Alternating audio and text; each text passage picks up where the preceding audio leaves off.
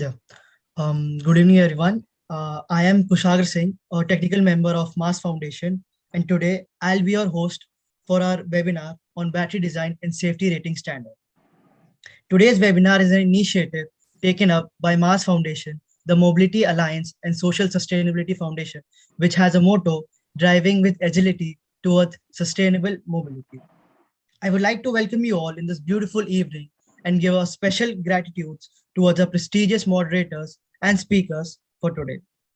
I would also like to mention that if any one of you have any doubts or any questions during the webinar, they can put their questions and queries in the chat box, and we'll make sure to take it up at the end of the session. Now, keeping everything in mind, let's move forward with today's webinar. Before I call upon our actual speakers, let me brief you about a little bit about Mass Foundation itself, like what our mission is. Our mission is enabling sustainable mobility ecosystem, and our vision, that is to become the country's largest platform, enabling its stakeholders in the sustainable mobility ecosystem. Following our mission and vision for 1.5 years, as of yet, we have covered various milestones, including organizing almost 10 events. Then we have engaged with various emerging startups and their founders. We have also guided more than 30 mechanics to adopt the latest automotive industry in the upcoming EV technology. Now, taking this session forward, let's get to know about our moderator for today in our today's session. Our moderator for today is Dr. Kaushal Jha from IIT Madras. Dr. Kaushal Jha has a bachelor's degree in mechanical engineering and a PhD in heat transfer and CFD from IIT Madras. From being an adjunct professor at IIT Madras, he's also the CEO of Center for Excellence in Energy and Telecommunication, and he's also the principal, and he has also been the principal investigator and founder of Noon Ray Energy Private Limited. Next up, we have our speakers. First up, we have Mr. Ravin Singh, a battery engineer and co-founder at Morvi Automotives. He holds a bachelor's degree in electrical and electronics engineering from IIT BHU and a master's degree in mechanical from the University of Maryland. He co-founded Morvi Automotive Private Limited and also worked as a project associate at Center of Battery Engineering and EV at IIT Madras. And he's also been a graduate research assistant at the Center for Advanced Life Cycle Engineering. Next up, we have Mr. Rahul Lamba, who's also the co-founder of the energy company. He has a bachelor's degree in mechanical engineering from NIT Kurukshetra. He's also the co-founder of the energy company. He has a vast background in lithium-ion battery design, powertrain design and development, vehicle and subsystem benchmark. As a last speaker for today, we have Mr. Sarthak Manocha, who's also a software engineer in the battery propulsion at Scania. He has a bachelor's degree from NIT Kurukshetra in mechanical engineering and a master's degree in mechatronics from KST Royal Institute of Technology. He's currently a software engineer in battery propulsion team in the Scania group and is skilled in the development of high and low level dynamics and optimal control, electric vehicles, HIL, MIL, and SIL model of control systems, lithium-ion batteries, robotics, PCB designing, and prototype. Now, to take the session forward, I'd like to call upon Dr. Kaushal Kumar Jha to take the stage and take the session forward. Dr. Kaushal Kumar Jha, over to you, sir. Thank you, Kusagra, for a great introduction of all of us. I would take a minute before going forward with our panelists. So we have 3 panelists: Ravin, Sarthak, and Rahul. Ravin would be talking more on battery safety and testing for the electrical point of view. Sarthak would be talking on thermal safety aspects of a battery pack, and Rahul about mechanical design and safety of a battery pack. We all together come back in the last session. Each session would be approximately of 10 minutes, and then the last session we will come back and we'll talk overall about BMS. In between, if you have any question, keep on posted, and from my side, whatever is a possible question that I would keep on asking it after every subsession. So thank you very much. So Ravin, it's for you now. Thank you, Dr. Jha, for the introduction. I'm going to go ahead and share my screen and show the document. If you guys have read it, it's really good. If you haven't had a chance to read it, you can go ahead and read it with me. I'll be going slightly faster, so you might not get the chance to read the document on the screen. So I would go ahead and suggest you to go ahead and download it. Uh, Let me post. If you do have a link, you can share that. I think it's there is a LinkedIn link. Maybe Rahul, can you share it? In the meanwhile, I'll just go ahead and share my screen and.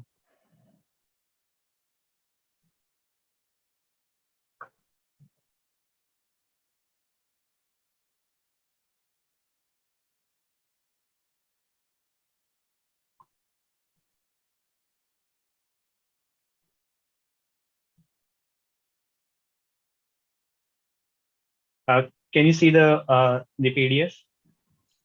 Oh, yes, sir. The PDF is visible. Okay, thank you, Kaushal. So this is a standard we have been working on for 1 month now, and this is in regards to inducing battery safety from the design perspective, not from compliance perspective. So most of the standards, such as the UN standard or the AIS standard or the IEC standards and so on, they have been designed to keep safety in mind. So if a battery goes into thermal runaway, or if a battery is has certain kinds of uh, very poor design, those tests are designed to capture those aspects of the battery. So Rahul has shared the link. You guys can go ahead and download this, the document. So the entire design and safety standard is broken into 4 sections. So when the automotive companies in the EV industry, when they are making battery packs, they have to deal with electrical, mechanical, thermal aspects, and the BMS. So what we thought was to equally create test conditions for each of these aspects in the battery, and measure the rating of the battery. So for example, most of the test conditions in the AIS or the UN standards, they are binary test conditions. What I mean by binary is you either have a pass criteria or a fail criteria. And many companies, not only in India, but also across Europe and US, what they have realized is that even if they make improve upon their battery design, or even if there are cell manufacturers who improve upon their designs, their test ratings, they don't improve, because uh, you either only have the pass and fail criteria, or you or the test conditions, such as the UCAR hazard levels from the ISO standard, they don't have the granularity to capture the variation between different between different levels of how good the battery pack is. So what we thought of was to come up with a standard mostly from the perspective of design. So the objective is, when you're designing these battery packs as a company, if you're venturing into electric vehicle space, what you would want to do is this is something which you do it internally. But based on my discussions with a lot of folks in the EV industry in India, they seem to miss upon a lot of things. Very common things, such as how to do cell sorting, or how to go ahead and perform tests to figure out whether their thermal is good, or if the battery pack is mechanically robust or not. So I'm going to talk about the electrical section. Rahul is going to talk about the Sarthak will talk about the thermal section, and uh, Rahul will talk about the mechanical section.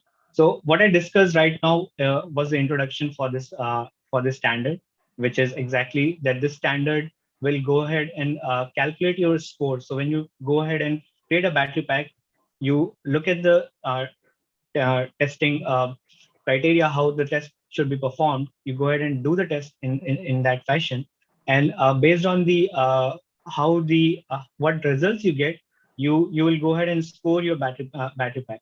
So the standard scores of battery pack between scores from 0 to 4. So there are 5 levels. If you create, if your battery pack is able to uh, uh, pass certain conditions in the test, which is defined in the test, if it is able to pass some of those levels, you go ahead and create your scores, get your scores, and then you add all the scores and get your aggregate scores for all the 16 tests which are there in the standard, equally divided, 4 tests equally divided into each of the sections. So the first test which I could think of was from electrical perspective was a lot of time when battery manufacturers are designing uh, these battery packs, there are issues which occurs on the cell level, and these issues are such that the cells are not all equal. We you can think of it as it's 18650, the capacity is let's say 5 ah and so on, but internally those cells are not exactly equal. And so what you have to do is you have to do tests to understand what is the variation among cell to cell. And this is the most common thing which many automotive companies who are dealing with uh, these cells, they would do this. But how would you come up, how would you understand whether the variations are good enough for you or not? So for that, the first test which the standard suggests is to perform a current distribution test, which is basically what you do is you take the cells, you put it in the parallel combinations which you need. So for example, if you're making a battery pack which has 60 cells, and there are 15 cells in series, so 15 units in series, and there are 4 cells parallel in one of those units. So what you're going to do is you come up with your own algorithm to how you're going to pair those cells. You want to match with resistance, match with resistance. You want to match with capacity, match with capacity. You go ahead and do that what you think is the best. And then what you're going to do is you're going to perform this test as given here, which is you're going to charge the battery to at least 95% state of charge at room temperature, and then you're going to go ahead and do this discharge test, and you're going to measure the capacity of that entire unit, which is after you have selected your cell, you have paired them together in the parallel unit, you have welded it so that you have the bus bars and everything in there, and then you're going to do this test. And what and if you're after that, whatever results you get, you're going to check the capacity variation across all these units which you're going to put in your battery pack. And if the variation in the capacity is more than 5%, that means that your battery pack is not very good from the electrical perspective. 5% variation is huge. It's more than enough to decrease your battery life by 50%. So if you're making a battery pack where you have first cell unit at, I don't know, 4.9 ah and the last one at 5 ah, your battery pack is not going to last very long. So this is the perspective which you have to understand, that why cell sorting, cell welding, and proper cell welding is important for making the battery packs. So this introduces you to how the test standard is designed. So how you're going to perform those tests, what is the objective of those tests, and why we want you to go ahead and improve upon your design. So you can go ahead and come up with your algorithms. I haven't yet given a comprehensive list of what the recommendation should be, but in each of these test conditions, you would mostly find what are the requirements which you have to satisfy before you start the test procedure. What is the procedure which you have to go ahead and follow? If there is any caution which you want to take care of, and then recommendations. What are the recommendations which you can go ahead and uh, apply to your whatever method you have selected to make to go ahead with this test with this test. The second and the third test are very very similar. And this is to understand what is the voltage variations happens between cell to cell in a battery pack. So if you're designing a battery pack, what you want to do is not only you want to have the capacity as close as possible, but you want to have the resistance also as close as possible.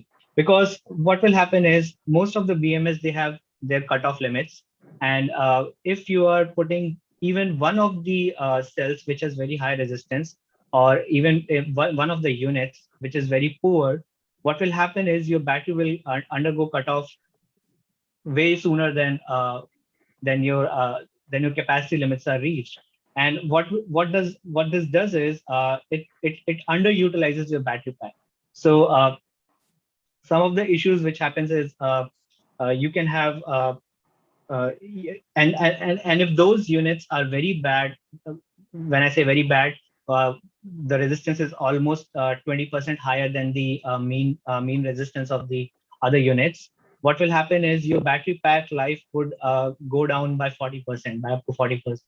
And research has shown that you want to not only have capacity but also resistance of those cells measured. So you go ahead and perform this test one time in the charge direction and the other time in the discharge direction, and see where the voltage variations are happening across your cells in the battery pack, and then follow the recommendations to go ahead and improve upon your cell selection and sorting welding criteria, and improve this.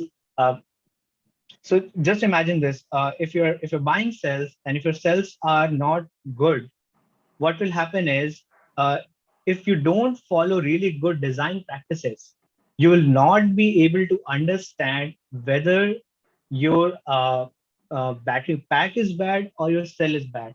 So first and foremost is to follow good practices in making battery packs. And what many of the cell manufacturers they do is they are cutting corners. So there are huge supply chain logistics issue, not only not only uh, made worse because of the pandemic, but even the cell manufacturers, since they know that the battery pack manufacturer does not understand the entire chemistry inside the battery pack, mostly in Indian automotive conditions, what they'll do is they are going to cut corners. And if you don't have good design practices, you'll not be able to understand whether your design was bad or even the cell was bad.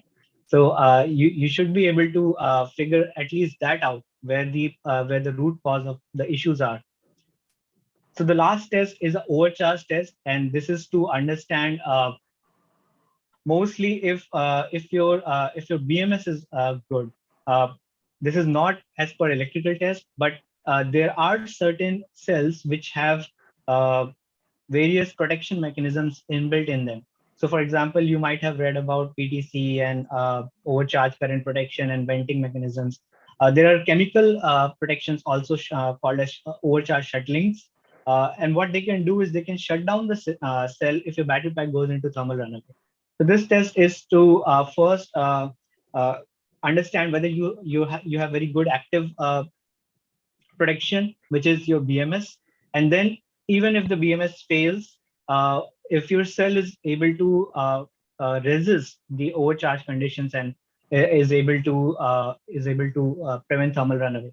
Now, why is this important test criteria? You may say that, okay, I am matching my battery pack with the charger and stuff like that.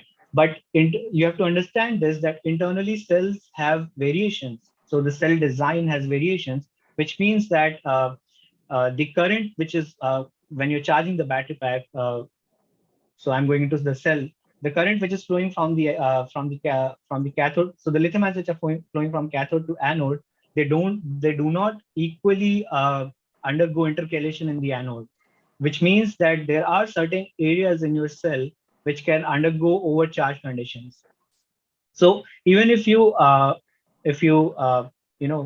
matched your battery pack, let's say 60 volts with a charger with 60 volts, it's not sufficient for to design a battery pack which may not undergo thermal runaway as the battery degrades. So Maybe in the first 6 months, it's okay. Then some of the areas which are not very good, they start to plate, or they start to have some issues.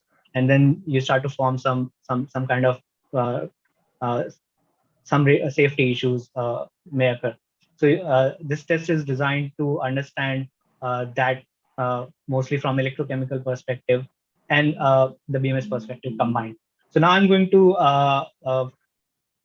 hand it over to Sarthak, who will discuss about all the thermal tests and why those thermal tests are designed in those way. What are the objectives? And So Sarthak, do you want me to keep sharing, or do you can you go ahead and share before you? before Sarthak starts, there are some questions I would like to ask you from this subsession. Maybe Ravin, you're talking about internal resistance IR a lot of places. So now you have also talked about DCIR. So which one is important? DCIR is important, or ACIR is important, or both are important? Okay, so so this is that's upon a cell. Yeah, upon a cell. So DCIR is whatever DC resistance which we measure in the batteries in a 5 minutes or 10 minutes time frame using some method. They are not exact DC approximation. So there are things inside the battery which can take up to hours to settle. So certain reactions which would be very slow. So AC resistance for very fast cell sorting is okay.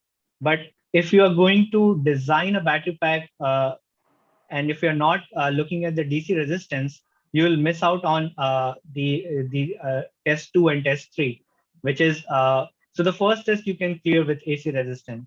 So this is a really good question which you've asked me, because a lot of battery pack manufacturers, they just seem to go ahead and do AC resistance test. It's very fast. You can do it on assembly line.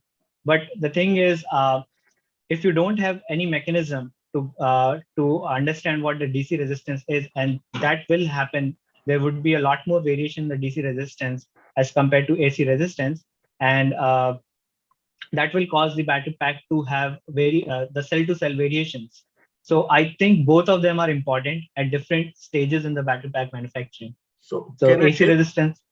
Can I take it like this way, that during the design and development time, when you are designing a battery pack and when you're starting, you must do a lot of DCIR test also. But however, once you are confident about that particular cell, during the manufacturing process, this has to be very fast, because a lot of cells goes in one battery pack. So in that case, one can go with the ACIR test just for sorting. Yes, and on the assembly line, when you're manufacturing the packs, you can have random selection, and you can do the DC test. Yeah. Right. So I do have another question on that one.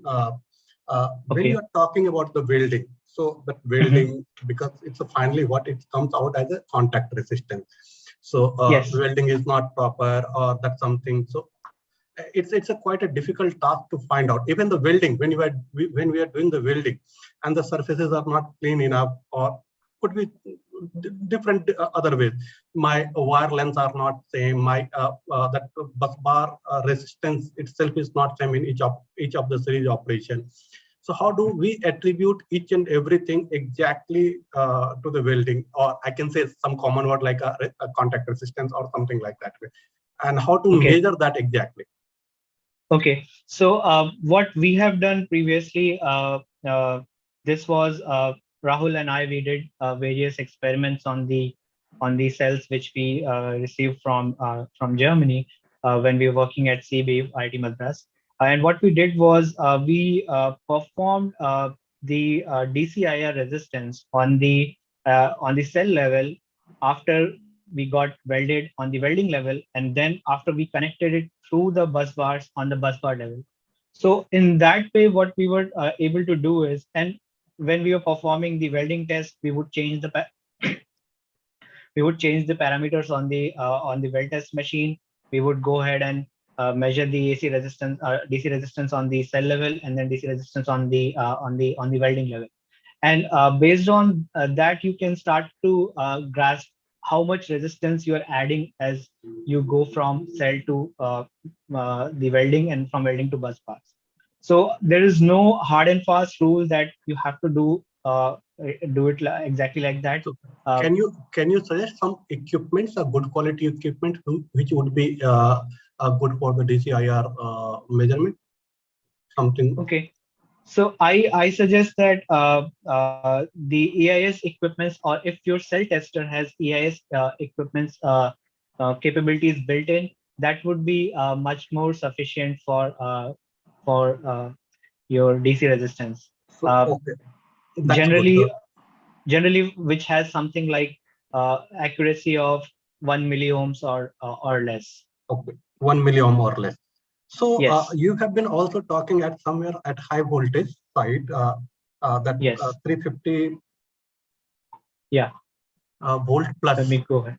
So how do you define low voltage and high voltage thing? So what you're saying, anything above 72 volt is a high voltage, and then why, if that is the case, why we are talking about a 350 plus volt and something known as arc resistors, and what does it exactly serve?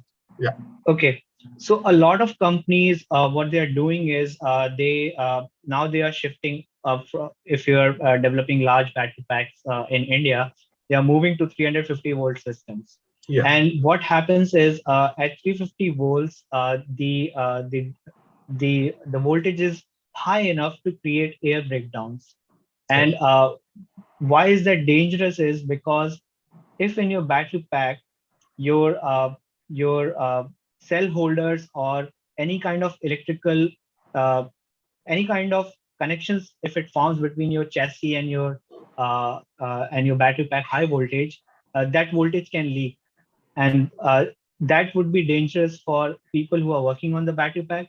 It would be dangerous for the person who is using that battery pack, so even your users also. So And there are basically two parts. One is that one has to worry about on the welding or the series connection, and the other part is that air what is entrapped inside the battery pack also. That's what you mean to say. No, not entrapped inside the. So think of it like this. So your bus bars, let's say, they are in contact with your cell holders. Even if the cell holders are very good insulators, if there are metallic components around your high voltage 350 volt system, that voltage can leak out to your So leak external out means induced to the surfaces of the metallic. induced to the surfaces. Yeah, so that is called as Bastian's air breakdown. So Okay. I can give a very good recommendation on how to deal with this, which I Yeah. have seen, which Porsche has done with their Taycan. Uh, this is not entirely, I'm not entirely sure, because these are things which I have heard. And what they have done is they designed the Taycan to be at 800 volt system, and they created a bipolar battery. So what they did was, instead of putting the ground on one side, they put the ground in the middle. So what this does is, at 800 volts, you are guaranteed to have air breakdown, even if it's in micrometer range, but you are guaranteed to have breakdowns. And so what they did was, this is again, I have heard that they put the ground in the middle. So now what they have is they have 400 400 volts volts inside. Yes. each side. Yeah. Yeah. So they can have a high voltage battery pack, and then they deal with the 800 volts in the high voltage box. And this is a really ingenious solution. It's really simple. That uh, if the air breakdown is very common at 700, 800 volts, why not let's make a 800 volt system, but put the ground in the middle. So if you're making a 350 volt system, you can put the ground in middle, right? Yeah. There is no limitations, and you'll only have 175 volts or 180 volts on each side to deal with. Okay. And then the air breakdown will not happen. So the minimum voltage at which the capacitance breakdown happen is 320 volts. Yeah. Yeah. So that is one of the reasons why most of the automotive companies, they design their battery packs at 350 volts. So to avoid the air breakdown. Yeah. Yeah. That's perfect. They could have gone with 500 or 600, but Yeah. it doesn't Yeah. make any sense. Yeah. So the next question what we can have is when you're talking about sensor resolution of 20 to 50 millivolt. So it's a basically sensor resolution, or in actual the balancing voltage should not be imbalance should not be more than 20 to 50 millivolt. So when I say sensor resolution, this sensor is your AFE on the BMS. So these are battery packs which you have designed to be used in real world conditions, right? So if your sensor which are on the BMS, if they are not capable of measuring the difference between 3.200 and 3.220, that means you have a lot of things to handle.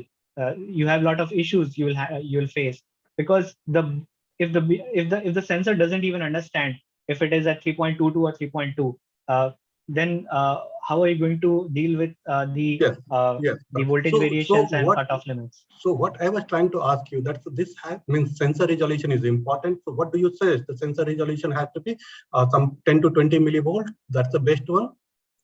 No, I would suggest the sensor resolution should be at least less than 2 millivolts. Less than 2 millivolts. So that's a sensor resolution. And in that case, what do you suggest that what could be the maximum tolerable imbalance in a battery pack?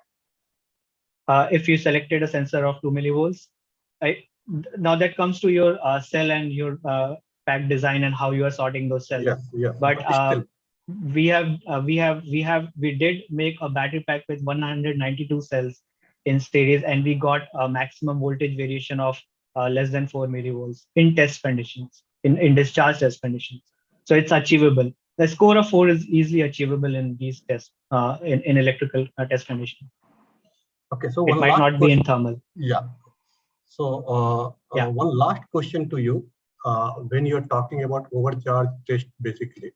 So what you're suggesting that BMS should move, one should put 150% the cell limit, cell over voltage limit in the BMS itself, or BMS has to be at this level. However, it has to be charged at 150% volt of the 150% of the maximum voltage of the battery pack. So I mean to say here, so if battery pack is a 50 volt DC battery pack, one should charge with 75 volt battery pack, nothing to be changed on the BMS. Yeah, nothing has to be changed on the BMS. I'll make the wordings more clear here. Thank you for raising this. Yeah, so if your battery pack is 50 volts, charge it to 75 volts, but put your BMS on it so that you can at least check if your active safety limits are working. BMS limit should be the same what it was earlier. It should not. Yes. Oh, that's fine. Thank you. Yeah. So BMS limit should be. Thank you, Ravin, for answering all the questions so nicely for our audiences. So I would ask, there are some questions from the in the webinar session also, which we'll take at the last. So let's, Sarthak, please go ahead with your thermal test. Yeah, I can share my screen and continue from there. Or let the screen to be there. You just wanted to move forward. Okay. What do you suggest? I think it will be easy to control, so I will share my screen. Yeah. Okay. Go ahead. Makes sense. Yeah, and guys, just a small correction that I wanted to make. So actually in the document, we have mentioned high voltage is 72 volts, but actually as per UN standards, UN AC standards, it's 60 volts. It's not 72. So anything above 60 volts is high voltage. Thank you for clearing that out. Yeah, so before we start with the Indian test standard, it is 120 volt. Okay. Yeah, so before we start with all the thermal tests, I feel it is quite important to understand why do we need thermal tests. So first of all, when we have built up a battery pack, it is very important where we gonna apply those battery packs, like where in actual conditions or in actual real world environment, where exactly will you use those battery packs. So that comes on to your thermal requirements. So first of all, it is very important for us to differentiate where we are actually using. Like suppose if you're in India, there are the geographical conditions of India is such that at various places you have different temperatures. So according to that, our testing conditions also vary. So as we have explained in this document, like as Ravin explained you, that suppose you have a battery pack in which there are some series cells, there are some parallel cells. So in those cases, the very first requirement is how many temperature sensors to place. So first of all, we need to identify how many cells are placed in series, and then according to that, we determine what how much or at what all places we need to determine the temperature of the battery pack, and according to that, we need to specify the locations of the temperature sensors. Then coming on to this temperature sensor, as it is mentioned in this document that we recommend to use only PT 1000 RTD sensors or NTC type thermistors, which have an accuracy of at least 0.1%. Because if it is not that much accurate, then it becomes very difficult to actually judge the temperature of the cell. Because in a cell, even if it is a cylindrical cell or even if it is a pouch or a prismatic cell, the temperature of the cell varies at different positions. So now coming on to the next point, after placing the temperature sensor, where exactly to place the temperature sensor on a cell? So we recommend to place it near the positive electrode or the cathode, so that you can exactly or you can accurately measure the temperature. Now in this document, we have divided as previously discussed by Ravin, that we give points based on the testing criteria.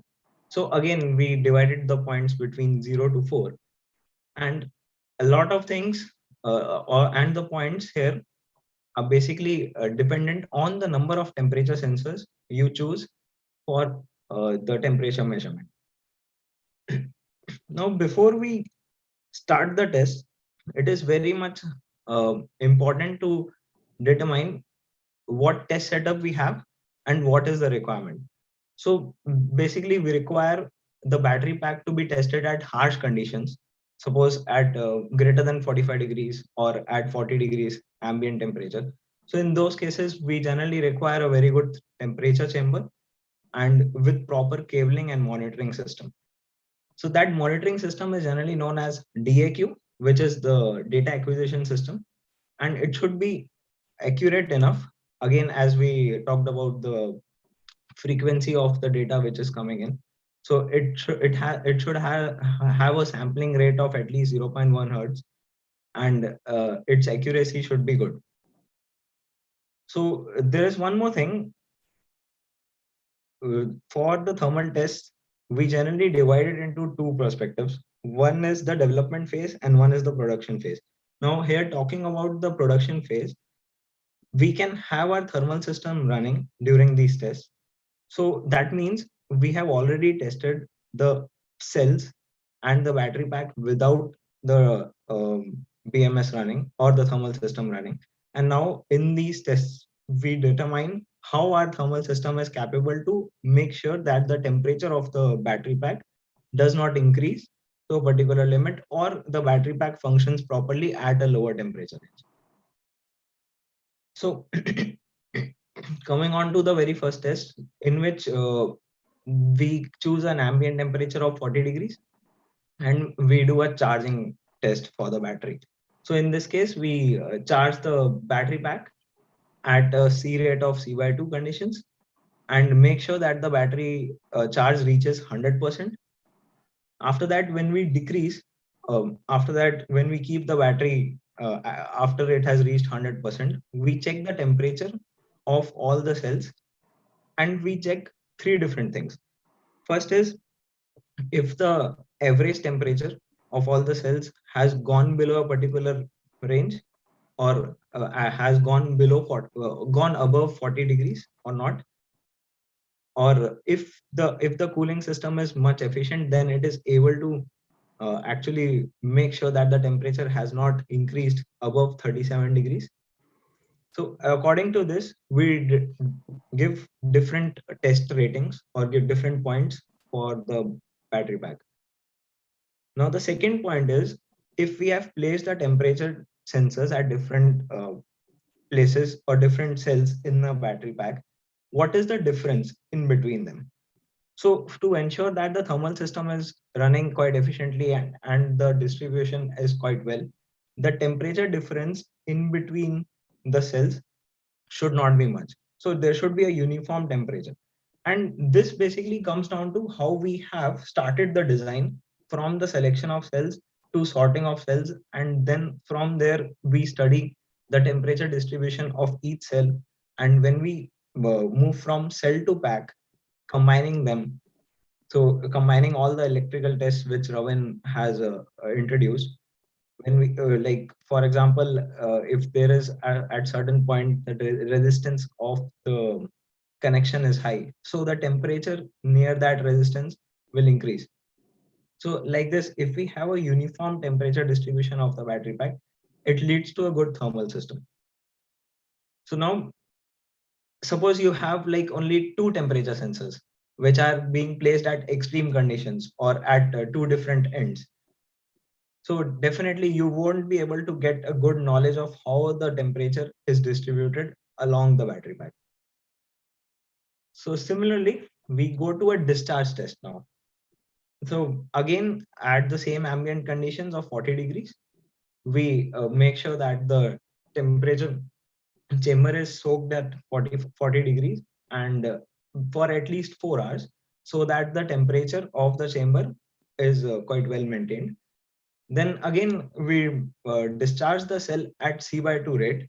But here I would like to recommend that, okay, C/2 is a quite less rate. So we can definitely move ahead to 1C or more than 1C of charging discharging rates for making sure that our thermal system is quite efficient. Now, this again comes down to the battery requirements, or in actual world, what will be the discharging rates of the battery pack. So suppose in the actual world, it's around 1C or more than 1C discharging rates on an average. So you can definitely test the battery pack at those rates and then make sure that the temperature of the battery pack does not rise above 40 to 45 degrees. And similarly, as we discussed before, so if the maximum battery temperature is below 7 degrees and the mean temperature is below 45 degrees, but reaches above 40 degrees, so we give it a less score of 2. That is because the maximum, because there is a difference between the maximum battery temperature and the lowermost battery temperature. So basically what happens is, if the temperature difference is more, and that will be more if we discharge the battery pack at a higher rate, so then we provide a very less score. Again, you require minimum number of temperature sensors to make sure that the distribution is quite well, and your thermal system, suppose it's a cooling plate or a passive thermal cooling solution, should be such that it is cooling, or it is the conductive cooling is happening good at all for all the cells. So now this was basically for high temperature testing. Now let's come down to a point where we test the cells at low temperature testing. So as we know that lithium-ion batteries generally function quite well, or are most efficient between a range of 17 degrees to 25 degrees. But what happens when we test, or when we basically the ambient temperature goes down to as low as 0 degrees? So it is very important to test such a condition. So in this case, again, we should have a temperature chamber which should be able to go down to 0 degrees. Or if your requirements are for certain conditions in Europe or US, or certain places in India where the temperature goes below 0 degrees, then you should also be able to test around -5 or -10 degrees. So again, we charge the battery at C/2 rate, and then we make sure that here the thermal system is such that it can increase the temperature of the battery. Now, it is very important to point out here that our aim is to make sure that the battery temperature should always remain between 17 degrees or maybe 20 degrees to 25 degrees. And for that, here we require a heating thermal system, where the heat should be provided by the thermal system so that the battery temperature does not go below 20 to 20 degrees in an ambient condition of 0 degrees. Again, coming down to that point, some temperature sensors have does not behave properly in lower temperature regions. So whenever you are choosing a temperature sensor for the battery, which is to be operated in conditions of both 0 degrees and 40 degrees, make sure that the temperature sensor which we choose are basically calibrated at both the places. So now similarly, we do a discharging test, and in this discharging test, we again place the battery pack at 0 degrees temperature, and we soak the battery for around 4 to 5 hours, and then we discharge it. Now again, it's like we are discharging the battery pack at such a conditions. So here what happens is, in general, the lithium ion battery, if the temperature of the battery is quite low, then the resistance inside the battery is quite high. So it automatically generates heat when we discharge it. So the thermal system should be able to make sure that it gets all the temperature sensor reading or all the readings from the battery, so that it has proper knowledge of what exactly the battery temperature is, and then it can function accordingly. And here the thermal system also runs from the battery energy. So basically you utilize your battery energy to run your thermal system as well as your other loads. So in general, the battery temperature will increase, but we have to make sure that the battery temperature is always above 50 or above 20 degrees in this case as well. So hence, I can summarize that basically we require two different types of tests. One is a high temperature test and one is a low temperature test. And we have various discharge and charging conditions in a high temperature test and various discharge and charging conditions in a low temperature test. The basic requirement of thermal chamber should be fulfilled by the manufacturer.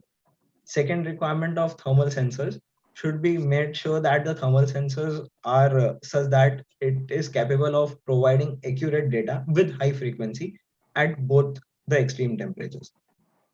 Then adding on to this, it depends on the thermal requirements and the conditions where you will actually function the vehicle, that you increase the discharge or charging rates accordingly. Yeah, that was some introduction and some. Thank you, Sarthak, for telling us so many things. Some few questions from my side. What you are talking about temperature ranges of Europe and that place, because you are located at that place now. In India, temperature goes to 46, 47. In fact, December, the temperature goes to 55. That's the one part. The second part, which is very important, that in Europe, you always talk about a very large battery pack. So where you have an option to put about thermal management system, active thermal management system. In India, what we talk about is two-wheeler and three-wheeler. And yes. The capacity of the pack is much lower. Maybe it starts from 700 watt hour or 500 watt hour and goes something between 3 kilowatt to 4 kilowatt hour pack. Yes. In that, if you put an active thermal management system, so the whole energy would be drained by thermal management system itself. So what people are doing here is they don't put any thermal management system. And as soon as they don't put any thermal management system, so whatever you're talking about, 10 degrees should not go more than a 10 degree plus. That means if it is at 40 degrees, it should not go to 50 degrees. What we have seen, the temperature goes to 65, 70 degrees. And it's a very much acceptable norm here. So in that respect, what one should do, that could be further things you could add in this document, could benefit to audiences in large in the India. The second thing, when we are talking about what we are talking about is also the cell-to-cell temperature variation. That means temperature gradient within the pack. Temperature gradient, yes. Within the pack should not be more than 7 to 8 degrees. That's what you're saying. Yes. So what I feel that it could be further brought down if there is active thermal management system. In fact, I don't recommend a thermal management system. which is more than 3 degree temperature gradient if there is active thermal management system. So because what happens if at 7 degree your cell life will come down by 20 to 25%, and in battery pack the weakest cell dictates everything. Yes, that determines everything. The weakest cell determines. Now, the third point, what you are talking about, the number of temperature sensors. So it's good to have n plus 1,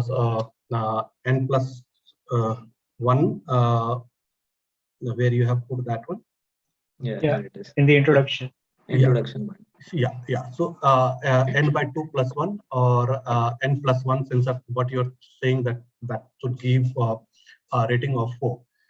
That's really very good. But then when you're talking n plus 1, what are you talking about? It's in all series, all parallel packs, we should put 1 sensor, or in every cells we should put 1 sensor.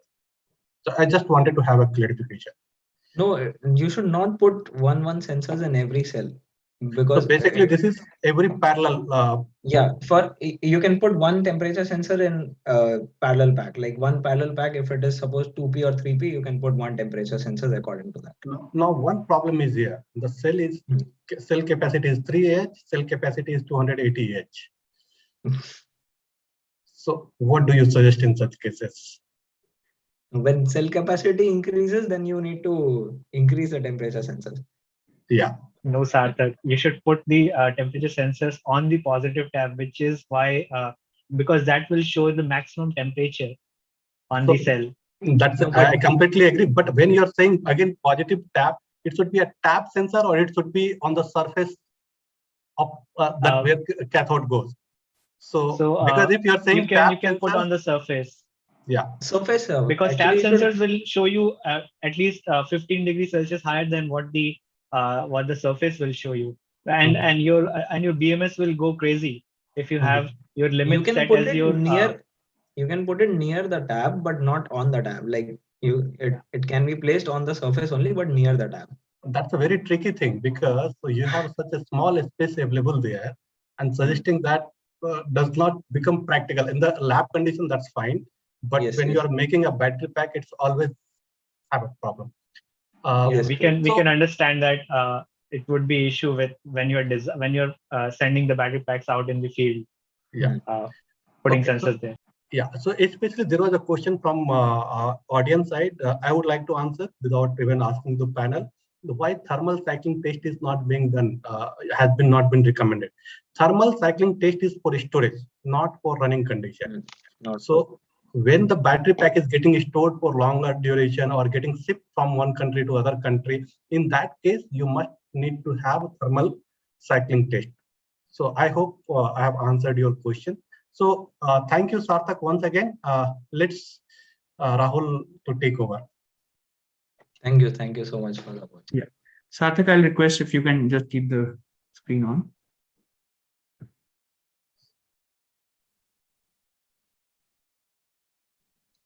Yeah, so by the time like Sarthak is moving that document, I would like to thank Kaushal sir. So Rahul, you have very less time available to you because no issue, sir.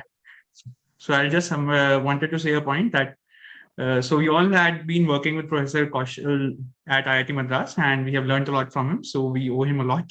So I just wanted to highlight that in public. So thank you, sir. Thanks for the learnings that we had during our tenure at IIT Madras. Thank you very much. It's a pleasure. Thank you, Kaushal sir. So now coming on to the mechanical test. So as we guys are already must be aware of that a battery pack consists of number of cells. Say it depends on the cell capacity. We could have roughly around say minimum of 15-20 cells in a pack, all the way up to like we could have 200, 400, even more than that. Like a Tesla can consist more than 6,000 cells. So the way we have to think about it is like we have all these cells which are actually separate units, and we have to make sure that they are all connected together in safe conditions, because whenever we make a battery pack with all these cells are subjected to number of mechanical failure conditions. Like we know the road conditions of India, many times you'll find that there are bumpy roads, or there are not even roads present at certain conditions. So there are various road shock conditions that are directly coming on to the battery structure, which in a way gets to the cell and that can damage the cell to bus bar connection, or it can altogether damage the complete cell. So that's why we have to think about a number of mechanical tests to make sure that all these cells are kept together and they are safe to use. So now coming on to what kind of tests that we could think of, some of these tests are actually a part of AIS 156. So that I'll quickly summarize, but the other tests which are not a part of it, probably that on those tests I'll spend a lot more time. So the first test is an external short circuit test. So this is a test which Rahul, is actually present in. Sorry to interrupt. This is an old standard you are discussing. Let me send to you the new one. I think this is not the version which we shipped. Let me share my screen, because this test was discarded, which you're showing on the screen. Let me go ahead and share my screen. Sure. So meanwhile, while Ravin, you are sharing the screen, I'll still give a brief around this test. So this is an external short circuit test, which is a part of AIS 156. So what generally in batteries, what we will find is that we have one connector, and in that connector, we'll have an overall positive and an overall negative, which are very close to each other. So now at times, what could happen is that there could be a chance that anyone is just putting an external device, which can act as a short circuit, external short circuit. And in that way, if we do not have a BMS which is safe enough to cut the battery from entering into a failure condition, then that battery can go into a thermal runaway.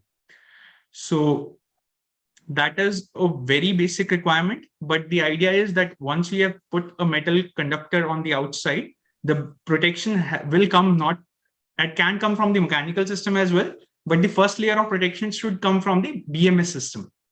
So the idea is that whenever we have battery packs which has multiple cells, we need to have multiple layers of defense, because the whole idea is that the whole objective of what we do in battery engineering is that we have to make sure that batteries are never subjected to an out of safety condition. So the first layer of protection that we think should come in an external short circuit test should be from the BMS. The BMS should stop the overall positive or the negative path. The second layer of protection can also come from the bus bar, cell to bus bar weld. So you could have a metal fuse in the bus bar so that it prevents the overall path from short circuiting for a long duration.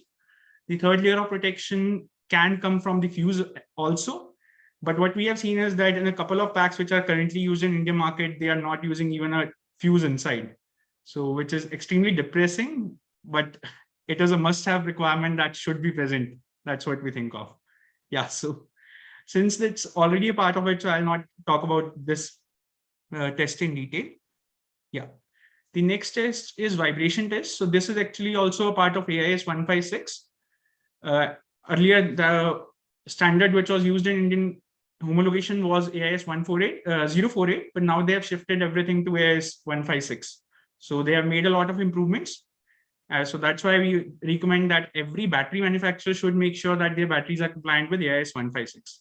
So now coming on to vibration test, it's a standard profile which is actually given by the standard.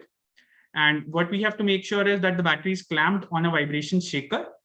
And once it is clamped on the vibration shaker, we are giving the vibration profile to the shaker so that it is vibrating the complete battery pack. The best practice is that whenever we are mounting the battery pack on a vibration shaker, we should mount it in a condition which is very similar to the actual use case. So what we have seen is that, since I have worked as a consultant for a couple of companies, what I have seen is that in order to make sure that their battery is clearing this vibration test, they use altogether a very different clamping mechanism on the vibration shaker. Whereas whenever they are putting that battery pack inside a vehicle, which is going in a mass production phase, they're not even using any type of clamping. So we have to be very cautious, because so this is actually a request to all battery engineers that we are actually playing with our customers' life.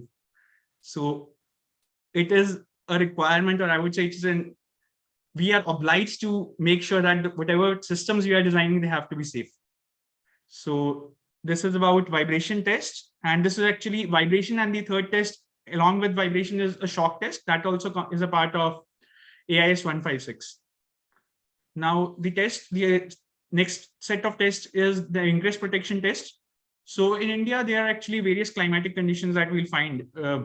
There are cases where we'll find that the complete cities are actually downward floods. There are places where you'll find that water is logged and it's up to like 6 feet, 8 feet, or sometimes even crosses the first floor of the building.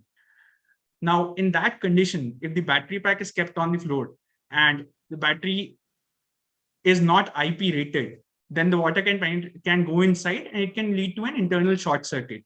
Now, even though we could have a very good cell, we could have a very good BMS, we could have a very good bus bar design. But in case if we are doing an internal short circuit, then apart from the cell safety mechanism, there is no additional safety which can help. So that is on the ingress protection. So there are NEMA standards that come for it, and the basic requirement that we generally recommend, that without any significant additional cost, people can try to make sure that they are making IP67. So what 67 means, the second number is that when the battery is kept for 30 minutes under 1 meter depth, water should not penetrate inside. Now, another caution that I wanted to mention, make sure that you are doing this test at mass production level as well. It is very easy to get this test clear in a prototype, but generally when we take it to mass production scale, there are tolerances which come in mechanical parts and which can impact the overall sealing of the system. And the other thing is, even when you are using sealing, there could be chances that you never know what is the behavior of that sealing throughout the life of the battery pack. So make sure that once the battery is subjected to a very abused condition, then also you are testing it, just to ensure that even at the end of life, the pack is IP67 rated. It is not for the document, it is not for the sake of the document, it is for the safety of the individual. Now, coming on to mechanical advanced design tests. So those were the tests that I'll say were the preliminary requirement that every battery company should make sure that they are doing those tests. Now, these are advanced level tests, which we think that people should perform. Now, the first thing that we have mentioned is that batteries should have a venting mechanism. So, Ravin, I'll request you if you can increase the size of the font. So, yeah, thank you. Thank you for this. Yeah, it works. Thank you. Yeah. So generally what happens is before a cell goes into a thermal runaway state, it generally goes into a venting state. And what happens is during the venting state, there is a pressure built up inside the cell, and that cell will burst and it will like release all of its energy outside. Now, during that point of time, if we are able to remove that heat from the complete enclosure, then we are reducing the number of instances where the complete battery pack can go into a thermal runaway. So that is why a venting mechanism is very important. That is one of the benefits of venting mechanism. The other use why a venting mechanism is used is to ensure that in case there is any pressure difference from the inside and outside, to equalize that pressure. So there are pressure relief valves which are available from a couple of companies. We just have to ensure that we are properly clamping, doing a proper calculation for it, and then placing it on the battery enclosure. And there is no fixed standard to it that whether we should use 1, 2, 5, or 10. There are no specific standards which talk about it, but it all generally comes from the calculation that the people do. The second test, the second thing that we recommend is that whenever people are working with batteries which consists of cells which are in pouch or prismatic format, they should apply some stack pressure. Now that sum is very subjective, so that we leave to the engineering of the audience. Could you put yourself on mute? Sorry, host, can you mute him? Thank you. Yeah. So what I was talking about is that the exact pressure value is not something that I would say that, okay, this is a thumb rule that you should apply this pressure, because it could depend a lot on the cell to cell. Like either it is a cell from manufacturer A, cell from manufacturer B, or what is the capacity. So, but there has to be some stack pressure which needs to be applied. There are a couple of research papers which are available on internet. So we request the audience to do their due diligence, but a basic recommendation is that some stack pressure has to be applied. Otherwise, what you will find is that cells will bulge. Now, a way we can think about is in our older times is like, if you remember the first generation of mobile phones that came, you'll find that their batteries were bulging out. So, and once the battery starts bulging, you'll find that the battery capacity has decreased significantly. So something similar could happen inside a battery pack, which is made for automotive use case. So that's why some stack pressure needs to be applied. And what we recommend is that if a battery pack is made from cylindrical cells, it must have at least some air gap. Now that some air gap, what is recommended is 1 mm, but there could be chances that you can even work with 0.5 mm. So it all comes down to how quickly are you able to extract the heat from the cell in case that cell goes into a thermal runaway. So that's the broad idea which we need to think about. And the third thing is that we should have some kind of, like, we should think a lot on the holder design, especially for cylindrical prismatic pouch. More, I would say we should focus a lot whenever we are designing holders for pouch cells, because pouch cells don't have that strength. They are very flexible. They are very flimsy. But what the holder design should make sure is that in a case when the battery pack is subjected to an extreme force, even in that case, there should not be any deflection in the cell. So otherwise, what can happen is if there is a very huge amount of deflection, then there could be an internal short circuit inside the cell. And the next thing is that the battery pack has advanced thermal fuses to isolate cells. Yeah, so that's the same thing. So in a thermal runaway incident, so the first idea is we have to design a battery pack which makes sure that we are able to reduce the chances of battery going into a thermal runaway at multiple levels. It could be at the BMS level, it could be by adding a fuse, it could be by adding a cooling system, by multiple layers, or it can be a number of things. But even in a case if a battery is going into a thermal runaway, the last layer of safety that can be there is the ability of the busbar design. So what we can do is, if you guys have been following Tesla, so Tesla uses a wire bonding technology. So what that makes sure is that in case a cell is subjected to is about to cross a certain threshold temperature limit, that cell will be isolated from the complete battery pack. So in that way, they are ensuring that they are giving a high amount of safety and reliability to the system. Ravin, can you go down? Yeah. The next thing is that, so this is actually a highly advanced test that we have to make sure that in case we can do something inside the battery pack, so that even a battery pack, if it is going into a thermal runaway state, we are able to make sure that the heat is not coming outside. Because that battery pack, so what we can do is we can have a couple of venting mechanisms inside the battery. We can have a couple of safety mechanisms inside the battery pack so that the complete heat which is generated is encapsulated within the enclosure. It is not coming out of the battery system. So it's something, if you guys want to think of, this is just a thought exercise that we generally used to have back in those days, that what if I can use a small fire extinguisher inside the battery pack? So, and it gets activated whenever a battery pack is subjected to very high temperature. So those are the kind of ideas that we feel that every engineer should think about. And that would be for the benefit of the whole ecosystem. And Rahul, I would add on that there are automotive companies that are building this now. Yeah. So they are working with sodium bicarbonate and monoammonium phosphates, etc., to put it on the to like spray it on the pack if it goes into runaway conditions. And yeah, go ahead. Sorry. Very popular. Sorry, Ravin, you were speaking something. No. Yeah, go ahead. I'm finished. Okay, great. So what I was saying is that you'll also find that these kind of solutions are actually very common in stationary storage applications, where the amount of energy stored could be, say, 2 megawatt hour, 4 megawatt hour. So what we need to think about is, coming from an engineering mindset, that how we can scale that down so that we can use that in a small battery pack. So that is something which I'll leave the audience up to, that think about innovative solutions. The complete battery design, I would say, industry, not only in cells or in mechanical, thermal, electronics, it's very new. So and what we can do is we all can create a good name for ourselves and even for the organizations you work with, because there is much more room to explore and much more room to innovate. So with that, I'll say, I think so I have covered all the major tests. All the tests. There's nothing. Yeah, great. Kaushal sir will ask questions. Thank you, Rahul, for such a wonderful session.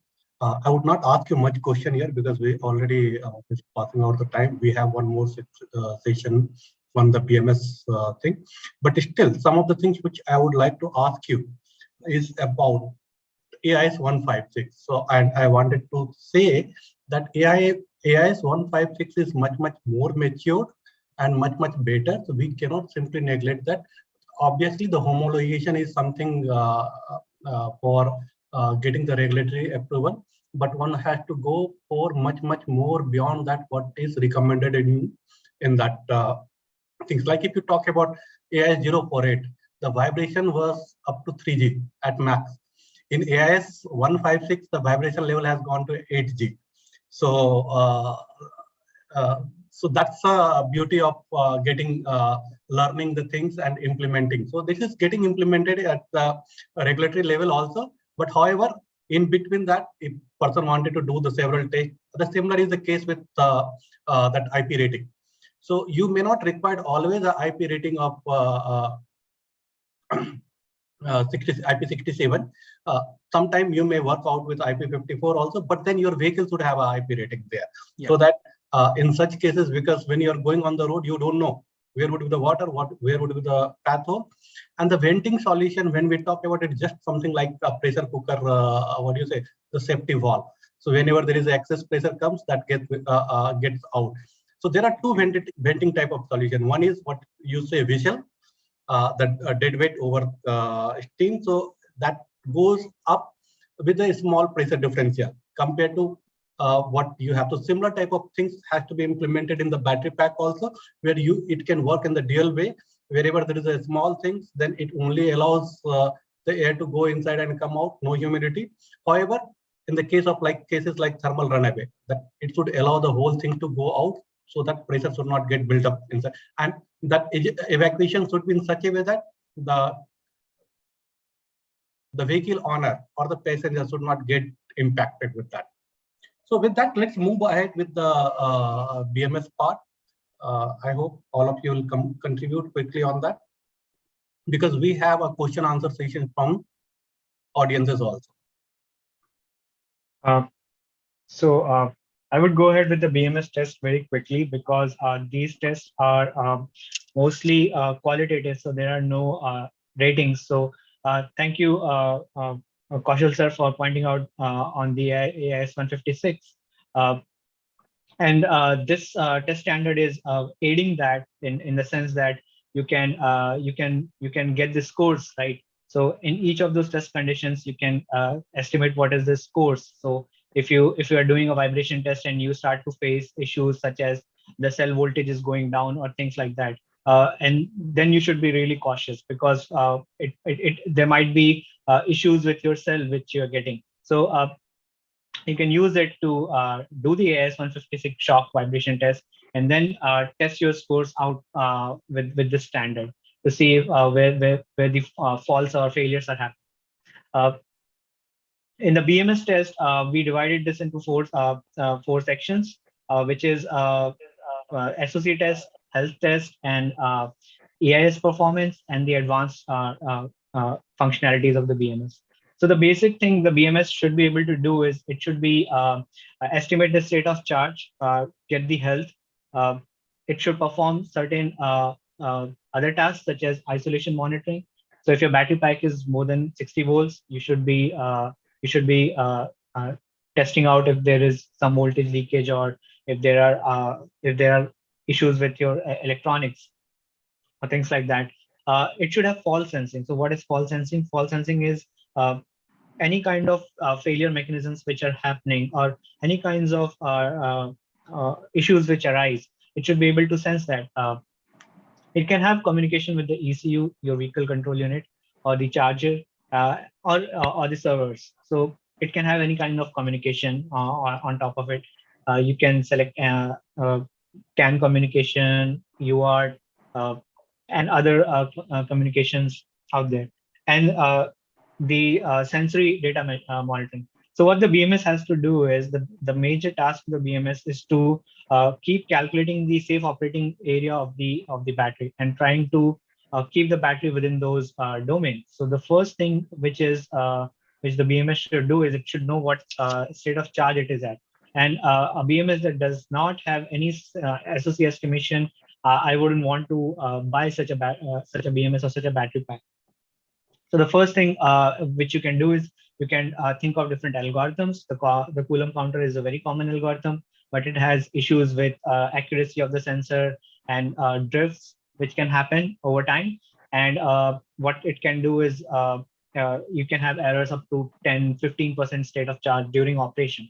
So there are additional algorithms which people use, which is they perform the OCV SOC of the battery, and they can have equivalent circuit models, which is very common. They uh, uh, represent the battery with some RC models, 2 RC, 3 RC, and then you go ahead and solve for the voltage and get the state of charge.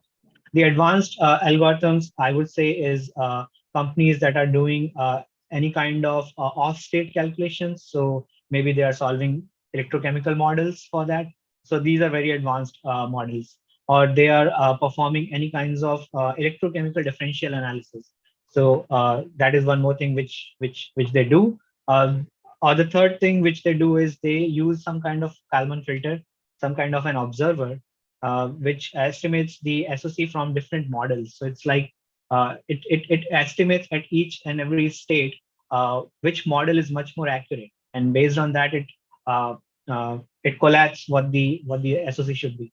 Very advanced BMS will have cell parameters which will be derived empirically on the BMS itself, and it will have state of health estimation, and based on the state of health estimation, it's going to accurately solve for the SOC. So it will update all those parameters from your equivalent circuit model, your OCV, SOC hysteresis, and so on, and it would do that. So this is something uh, which is really you would need really good engineering to come up with a BMS that does that. Again, health degradation test is important because as I've said, the BMS primary objective is to estimate what is the safe operating region, and it should not allow the battery to go outside that safe operating region. So as the battery degrades, what happens is a lot of these parameters have to be updated. If you don't update those parameters from your previous state of charge estimation, your battery will quickly go outside the safe operating regions. There are two major degradation mechanisms that happen on lithium-ion batteries, which are SEI formation and the lithium plating. So one of the mechanisms that happens at higher voltages and higher temperatures, elevated temperatures. So the SEI reaction, and the other mechanism is at low temperature. So that's how the thermal test was designed, to check whether the battery has thermal capabilities at high temperature and thermal capabilities at low temperature, to avoid those two mechanisms. And if you have models if you have done in-lab testing, and if you have models to correct for your state of health based on how much you have each of these mechanisms happening in your cells, you're good. You can have really good battery pack. The advanced things which you can do is you can go ahead with electrochemical analysis. You can use various kinds of these models, and you derive empirical. So you have electrochemical models, you derive the empirical data, and then you put it on the BMS. So those would be something which are really advanced. So that's what your ceiling is, what you should aim to. So electrochemical impedance test is mostly to understand the cell. It's not for the battery pack. Uh, I haven't seen any company that is doing it on the pack level. There are talks in the community that there are companies which are designing the electronics for the AIS to be conducted in field on pack. I would say that is the highest which you can get in this. But the whole idea to perform AIS test is to understand the kinetics of your battery. So what happens is, at lower temperatures, your kinetics are very slow. That's why we suggest that you elevate the temperature at low test conditions, in lower charging conditions, because those would cause plating, and that can form internal shorts. And those internal shorts are really difficult to detect. One of the tests in the advanced in the next section is the detection of internal short mechanisms. So AIS can help you understand on how to change those parameters, basically with state of charge, with temperature. So how you're creating your power algorithms, or your power capabilities of the battery at those conditions. Uh, These are all subjective tests, except the SOC test, I think, which means that if you are doing it, you can give yourself scores. There are no quantitative tests here. And the advanced operation tests are something which are additional to what the basic functional requirements are, and which are, if you have good isolation monitoring, if you have really good uh, fault tolerance limits, which is your BMS is executing those tasks within few milliseconds, and your and it goes through a routine of tests it has to perform on the battery in those milliseconds every time. So every time the battery is being used, uh, this is what we worked when we were working at IIT Madras. Our BMS would perform safety checks, sensor data, and it would go ahead and check all the peripherals, and it would collect the data also within 10 milliseconds on 192 cells, and then it would sleep for 990 milliseconds. So that's something really interesting, which when you explore the embedded side, why from the ISO 26262 standard, it is suggested to create a BMS algorithm that does work like that. It is to ensure safety on your battery pack. And there are MISRA guidelines which you can follow, which is a very common standard used in Europe, which is how the embedded programming should be done for all these algorithms which you're putting on the BMS. So there are 140 certain some guidelines for the how to write the program. This is not even what the algorithms are. So battery engineer is supposed to design the algorithms. The embedded programmer is going to write those algorithms. So how you're going to code it up in the BMS. So that's the MESTRA guidelines. And the additional things which you can have is communication with the ECU and charger. So if the battery pack is communicating with the charger, that's certain. That itself is a really huge task. You should have a dedicated charger team and a good embedded team which can which can design the communication between the BMS and the charger. The really advanced test which you can do on in the BMS advanced design is you can create digital twins of your batteries in the servers, try to solve the governing physical equations for those battery packs.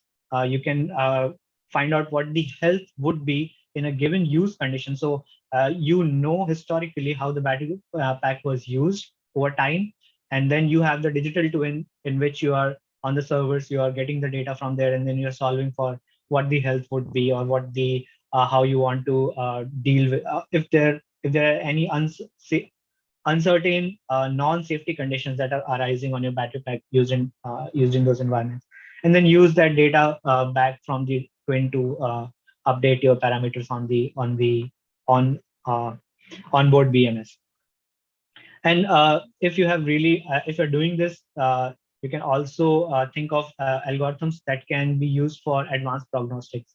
So if the battery goes into certain kinds of thermal runaway conditions, does your BMS understand those conditions, how those conditions can arise, what is self-heating rate of the battery pack in given conditions, what are the triggers, what are the onsets of thermal runaway conditions, and how you are preventing that from happening.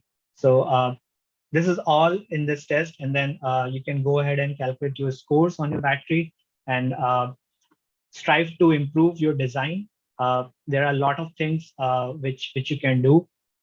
So any questions we'll be answering. Sorry for going over time. It's a really detailed standard which we are working on. Any questions?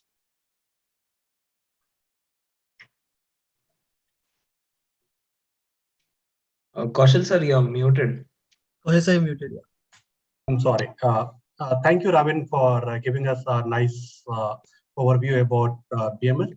But what I see here, the things what you have presented is mostly for our R&D organization. You understand, we have around 700 companies in India who is working on the EV. And when I say we have 700 companies in India who is working on EV, is basically what they are integrator. So they don't have a bandwidth, or I can say money, to work towards more on R&D. So that's where the place like SEAT or CB or your institution that comes into the picture.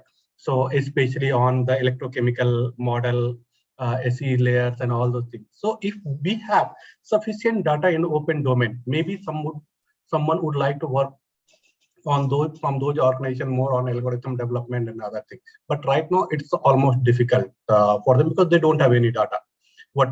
First of all, even in AV domain itself, there is not much data, and whatever data is there, that's a very limited with a very limited people.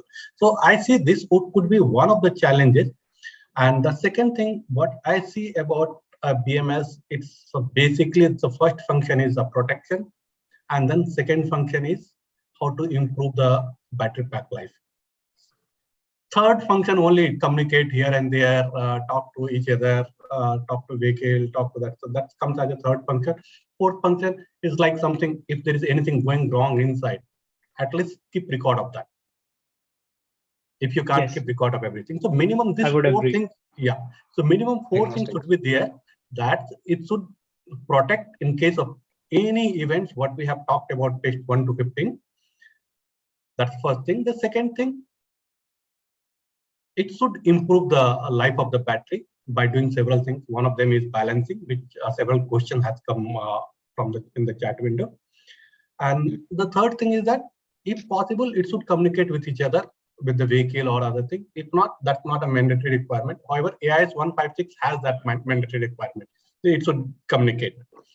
And the fourth one is that if you are not able to record all the data, at least wherever the safety event happens, keep that data preserved so that can be used for further diagnostic and development.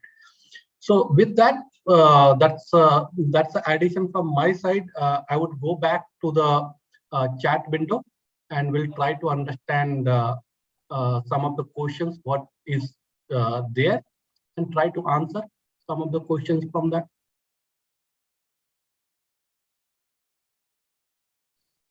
So which balancing is good for Ravin, can you please stop presentation so that Q&A session can start?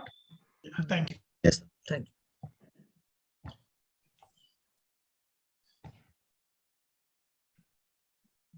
you. Now we'll begin with our Q&A sessions. Kaushal sir, would you like to direct the questions? Yeah.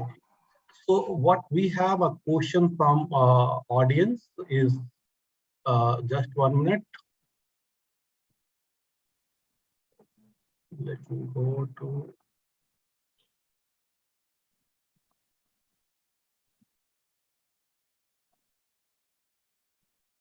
Yeah. Which balancing is good for LIN battery? So, Ravin, would you like to answer or should I answer? Which question are you talking about? Which balancing is good for lithium-ion battery pack? That's in chat window. Mahesh. Oh, okay, sorry. I was looking in the questions. Okay, so you can work with passive balancing systems. Passive balancing is more than sufficient for your battery packs. So balancing should be something which should be secondary on your mindset. The first thing is, again, first and foremost is very good cell sorting and matching. So if you do that, your passive balancing should be more than sufficient. There are various algorithms for passive balancing, how you are going to do it. Mostly as experience, the experience which I have, we generally did it during only the charging conditions. So when the battery pack is charging, you have the when the SOC would reach certain level, maybe 50% or higher, then you can start to calculate the mean capacity, which cells are having the capacity which are 1% or 0.5% higher than the mean, and then start to discharge them through passive circuits, passive resistors to maintain them within the bounds. Thank you, Ravin. Thank you. So basically, what is suggested that passive balancing is a good option right now because there is not much thing done on the active balancing side. But that could be secondary. First, you try to design in a battery pack such that you should not have a balancing issue. But over the time, it is going to it is bound to happen. So you also keep ready that balancing circuit should be available in your BMS so that when the pack gets older, that can take care. The second question is regarding solid state battery. When do you think they can come to market? We don't know. It could be a year down the line. It could be 3 years down the line. And saying that it doesn't have flammable electrolyte, correct, but we don't know what the chemical dynamics will take once it started getting manufactured in the mass and it started getting adopted in EV and other side. We don't know what is going to happen now. So let's wait. Sanjeev Kumar Upadhyay, no, active balancer is not a perfect solution because it's very difficult to achieve that one. What about cost? What cost? I don't know. The cell prices has come down to $100 per kilowatt hour for reasonably good cells. The great cells come something between $200 to $250 per kilowatt hour. For a larger battery pack, your whole battery pack would not cost more than 1.2 to 1.5 times than the cell cost.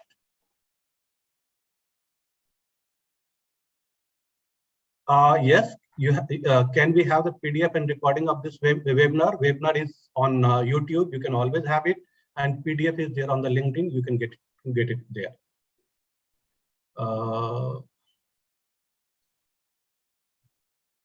What is difference between ACIR and DCIR?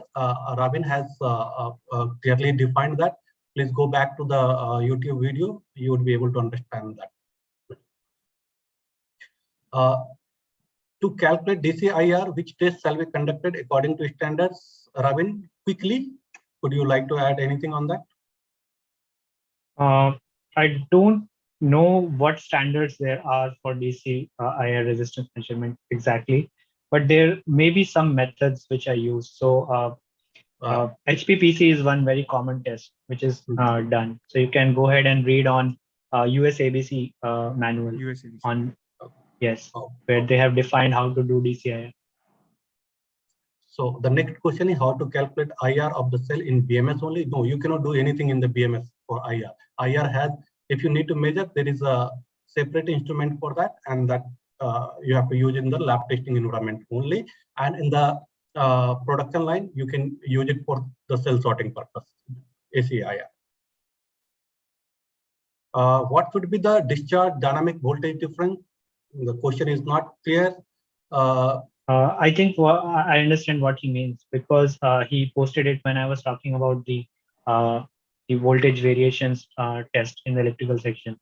So I think what you mean, if you mean this, that what during the operation, what would be the voltage variations across your cells, right? So again, so there are a lot of factors at play here. When you are discharging the battery, and we did make that test slightly difficult because we made it to be done on a dry cycle test, if I remember correctly. And if you're doing that, the variation would depend on how good your cells are sorted. That's the very basic thing which a lot of auto manufacturers are neglecting, which is very important, and what your thermal gradient is across the pack. So if you have very good thermal gradients, and your cells are very properly sorted, we have achieved less than 4 millivolts on a dry cycle test. So I'll add one more thing here: how you're placing the bus bar, how you're welding, how you're joining, how you're connecting. Yes. There are a lot of there things, are a lot of factors. Yeah. So based upon that, but in general, it should not be more than 20 millivolt. If battery pack is getting old, it could go to 70, 80, 90 millivolt, but it should not go more than that. Yeah, so all those tests are on new battery packs from this standard. If you are not getting less than 20 millivolts on a new battery pack, I would be very, very worried on an old battery pack. Yeah. So the next question, they have already answered. 1% of the rated voltage is recommended by standard. I don't know which standard they are saying. I think they are talking about this. What's the exact question? I don't know. No, there is no question of that one. That's the answer for somebody's 1% of rated value. No, 1% of rated value is not recommended by any standard. There are particular numbers, and that comes from your own design. So I recommended 1% for the voltage. I think I'm not sure what question they can clarify. Ajit Singh to everyone. That before that there was a question that what's the dynamic voltage difference would be there. So that somebody has answered. Ajit Singh has answered to everyone. 1% of rated value is recommended by standard, but I don't think that is a correct statement. So what we have said is not more than 20 millivolt during the new pack, and should not go more than 50 to 70 or 80, 90 millivolt at the end of life of the pack. Yeah, we can move ahead. Yeah. So the next question, Sanjay PC, he has written a long story. So I don't know what should I answer in that. There's no question there. It's, it's just theory something. Yeah, fine. So can you suggest reference material tip for thermal analysis of battery pack using FEM packages? There are a lot of FEM packages. Start using anyone and find out how good is that for your work. From 0D to multi-D, there are several packages available. MATLAB could be one of the best packages which can take care of many things. So I'll just how many temperature sensors is required for battery pack? I think Rahul would suggest answers. Yeah, I'm not suggesting a software. I'm just saying that software is one side of it. Yeah. So software is a video. Software is a mechanism in which you are giving some input, you will get some output. But the reason, like what I want to focus on is like focus on validation. Do focus on that whatever you are getting in your simulation, you are able to correlate it. Unless you are unable to correlate it, that is just in garbage data that you are getting from the software. We call it here as garbage input, garbage output. Garbage input, garbage output. So Sarthak, I think he knows it much better way. So he worked with answers. Yeah. So okay, so that's a great. How many temperature sensors is required? As much as you can put, but then you need to know that's how much cost is going to add to. So based upon the cost and the requirement analysis, you can place what is exactly required there. So Sarthak has given a very nice view on that. N plus 1 number to something like n by 3 plus 1 number. So you should follow that rule. I have already answered your thermal cycling test, why it is not recommended. It's recommended, but it's basically for storage. Because on the running condition, you would never go for minus 40 to 125 degrees centigrade. You would be something between 0 to 45 or 50 degrees centigrade. Yes, immersion is good, but then how do you manage those liquid sloshing during the vehicle running? So you have to look upon that, and then if you think that that's a good way of moving ahead, you can go ahead. Vijay, the question is from Vijay Raj.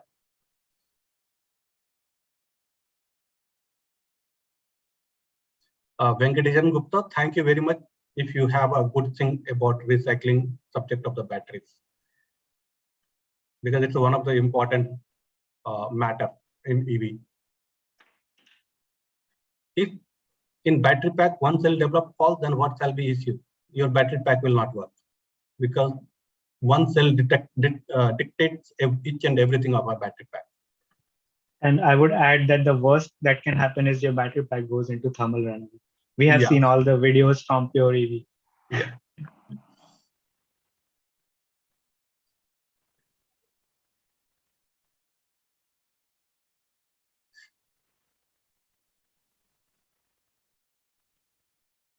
Now, there is a question: how do shuffle the energy from most charged battery to lower charged battery pack? See, if energy has to transfer from one battery pack to other battery pack, there has to be a potential difference. So one battery pack can be, if it is at higher voltage, can be used as a charger. Other battery pack can be used as which is going to be charged. So it can work, but depends upon if there is any communication requirement or anything there or not.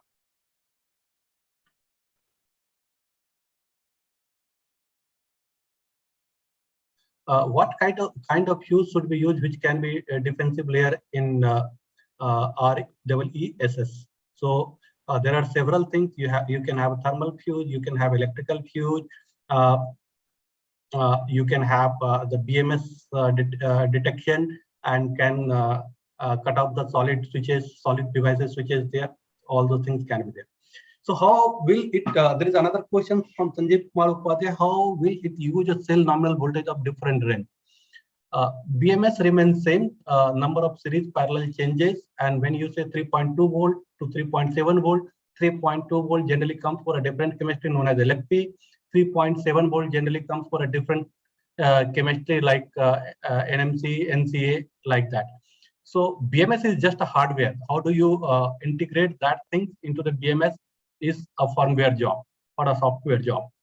If you are able to do that, yes, you would be able to work out with that BMS, same BMS. If your BMS is supporting the number of series accordingly. So, Rusikesh, Sudhakar, what are the reason of cell and balancing in a battery pack? So several things have been talked about in the past, thermal gradient, contact resistance, welding, cell sorting, means IR not matching. All those are causes of cell balancing in the battery pack. And the why battery cells are dead after 100 and 150 cycle. Poor design. The simple one-line answer is poor design. Or if that cell is meant only for 100 and 150 cycles, that's okay. If it is meant for higher cycle, it's only poor design. And when I say poor design, it could be mechanical, it could be thermal, it could be electrical. BMS is just monitoring device. So I don't blame anything on the BMS.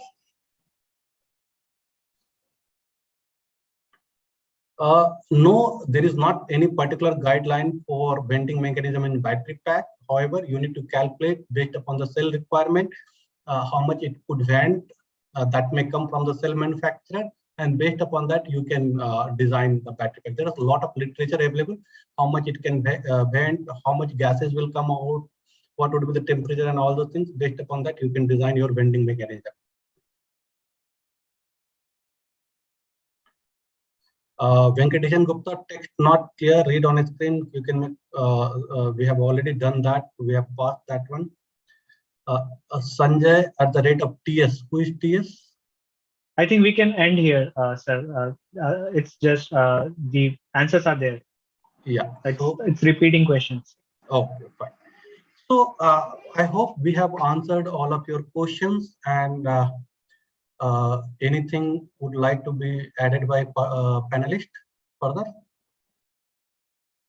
I'm good.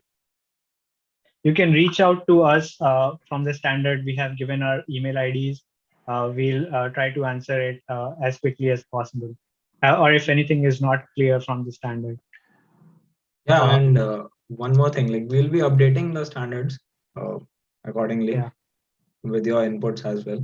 So this is a live document. So yeah, what I wanted to say, everybody, all our panelists as well as the viewers, this is a live document which will keep on getting updated. And before leaving you people, I would also say this part was basically on what you do after once you make the battery pack. There are two nice courses on NPTEL, fundamentals of electric vehicle technology and economics, and another course is electric vehicle and renewable energy. So these two courses are very good courses on NPTEL, which you can go visit. You find a lot more information on the design aspect on whole EV, not only on battery pack. And if you are really interested, I think IIT Madras is offering masters now in from the next semester. Yes. Yeah, you can go ahead and reach out to Professor Kaushal here. So there is basically on this course is basically the link for the course. Yeah. So thank you, everybody. Let's disconnect from the live session. We may spend a minute or two. Yeah, thank you, Dr. Kaushal, sir. So as our session comes to an end, I would like to express our gratitudes to our honorable moderators and speakers who gave this insightful session on battery design and safety rating. I would also like to thank all our audience for attending this session. Then I'd like to thank all our seniors at Mars Foundation who have directed us to promote sustainable mobility. And last but not least, I would like to thank machine maker for organizing this event beautifully. Thank you, everyone. Thank you, sir. Yeah, thank you, everyone. Thank you.